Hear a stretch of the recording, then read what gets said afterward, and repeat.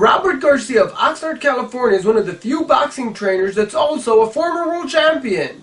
In this episode of his reality show, we talk about that and much more. Check it out. Pelos is known for his power, right? How would you defend his shots when he throws a jab at you? Oh, I'll box him. Okay. I'll box him. I won't be in close. I'll be on the outside and wait for him to come in. Okay. Let him come in. And then I'll catch him, I'll counter punch him. So I'll just be jabbing, and wait for him to throw a punch. Right there, boom, boom. It'll be easy for me. Okay. You gotta bring somebody else. Okay. You just showed me an uppercut and a hook. If he did that on you, how would you defend? Oh, it's fine. If I'm right here in close, well, the chances of me getting hit are going to be very, very good. But I'll always try to, keep my hand right here, because, the uppercut right here, I'll just, at least it's hitting my glove, I'd rather have it here than here. Because right here, the uppercuts do a lot of damage. So I'd rather have my hand right here. And if I'm too squared up, if I have the angle, then it's a little bit harder for him. So if I stay here, it's a little bit harder for him if I give him the angle. But if I'm too squared up, well, it's much easier for him because he's got both hands that can throw that uppercut. Sideways, maybe just the left. But I'm, right here I got a little more control. I can if I see him bending down to throw his uppercut, I can do this. Easy as that. But you gotta be smart about it.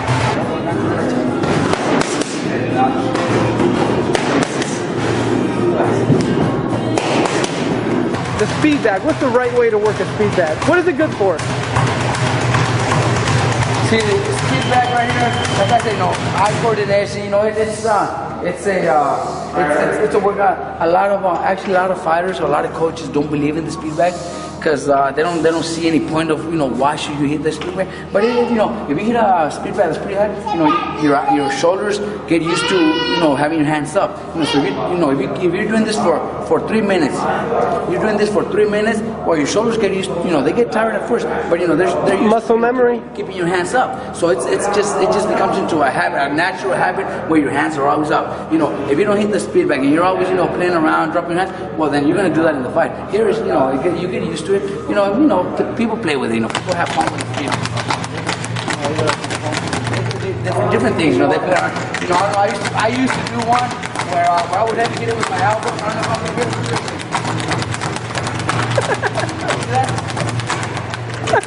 I used to do that faster. Who's the toughest guy you ever faced in a ring? Well, I'd probably say a guy that I respected when I was growing up. He was a former world champion, like a 3-time world champion. I fought John Molina. I beat him on a decision, but it was a very tough fight. He was a tough guy, and I beat him, and I lost 3 of my fights, but I could say maybe he was one of my toughest. Corrales beat me, and Corrales knocked me out in the 7th round, but I was winning the fight, so I don't think it was that tough. He just got me with good punches and knocked me out, which is everybody gets caught sometimes. Gets caught, same thing happened when I fought Joel Casamayor. He stopped me in the 9th round. I was also ahead on points on the cards.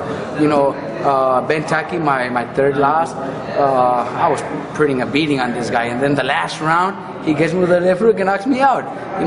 It's just the way boxing is. But, Molina, I won the fight, but every single round of it was tough. Tough guy.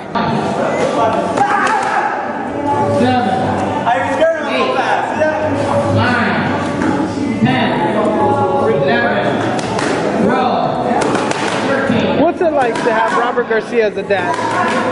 It's cool. Why? He's a cool dad? Yeah. He's cool.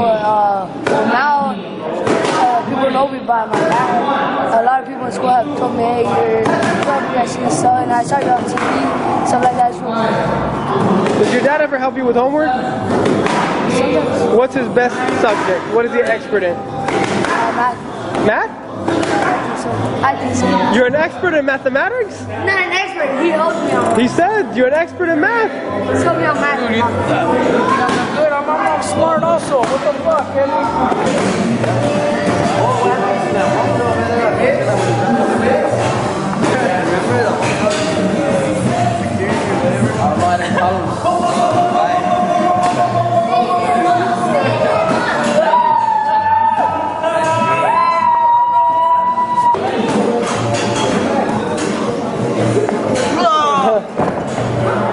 Wow, you knocked him out? There you go. Good job. Oh yeah, and he's not my son. Some people are asking if that's my son on your. Oh really? Yeah. No, that's his dad. That's his dad. Mijo, te hablo para Cora, no digo nada. But that's the next Canelo right there. For being 4, he's not bad. He's not bad for being any age. Oh, he's coming to knock you out. You don't like Pacquiao? You like me, I give him a check, man, homie. Wait, who do you like? You like Brandon Rios better than Pacquiao? From your knowledge, how many trainers have a world title? Like you have a title. You don't have to be a world champion to become a good trainer, Eli. But you are a world champion and a trainer. Yeah, and I think the difference is that I've been in there. I fought. So I remember, being in the gym and being tired one day, and my trainer still pushing me to do more when my body couldn't do it anymore.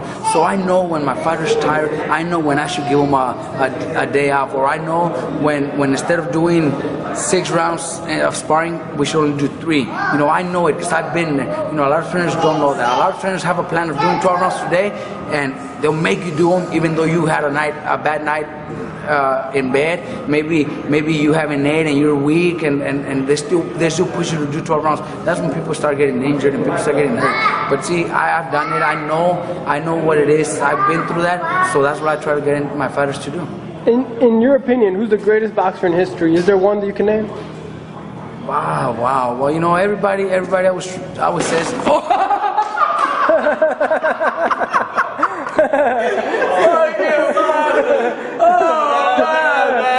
You should have taken the camera and got it on camera.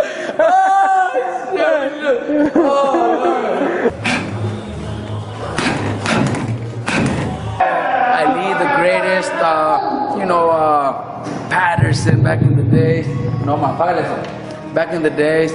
But I probably never even seen an elite fight, a complete fight. So, if I talk from when I started boxing, when I started seeing boxing, I'd say Sugar Leonard was one of the best.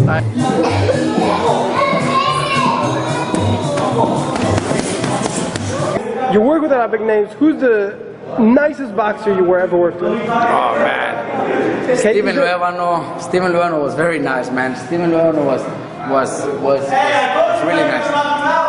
I told you, Mike. Mike is just too big for him. You know what? Honestly, in my opinion, I think Mike will fuck up Gamboa. Because I think Mike will knock out Gamboa, fool. I think Mike will knock out Gamboa. Why? I think he'll knock out Wama too. That's just me. Did you see Gamboa's fight? Didn't he look impressive? No. Gamboa, yeah, he's fast and everything, but you know what? Mikey, he's the type of fighter, even though you try to put pressure, he won't get out of his game plan. He'll stay on his game plan, he'll stay calm, and he'll fucking, I'm telling you, Gamboa is fast, yeah, but you know what? Mikey is heavy-handed and he is fucking hard. If Gamboa went up to 135, how would a fight with him and Brandon look like? Oh no, Brandon's too much for him. Brandon's too big for him. I think I'm too big for him. He just wants Gamboa's badass. It's like right now, okay. You know who wants to fight me? The baby bull. Oh, I read that. They're setting it up all kinds already, fool. Juan Diaz. Yeah, he wants to fight. That's his return. Now you're the lawyer? Yeah. Now you're the one that everybody wants to fight. That's fucked up. Before I want to fight everybody, now they want to fight me. That's sad. I don't want the belt no more. I want to give it away. Where's the belt? I saw he got it. He got it. Where is it at? It's on my pad. Brandon, what have you learned from Robert so far?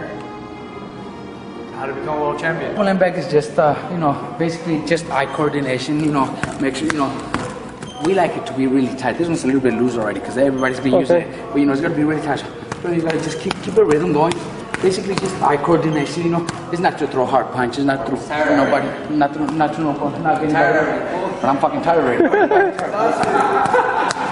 Well, we've been shooting from 5 a.m. until now. I would be tired too. Do you ever work out for fun? You get in here and hit the bags? And I want to do it. I have in the mornings. Today was my first day that I was going to start, but I got lazy. When I seen them doing wanting to throw up, they were.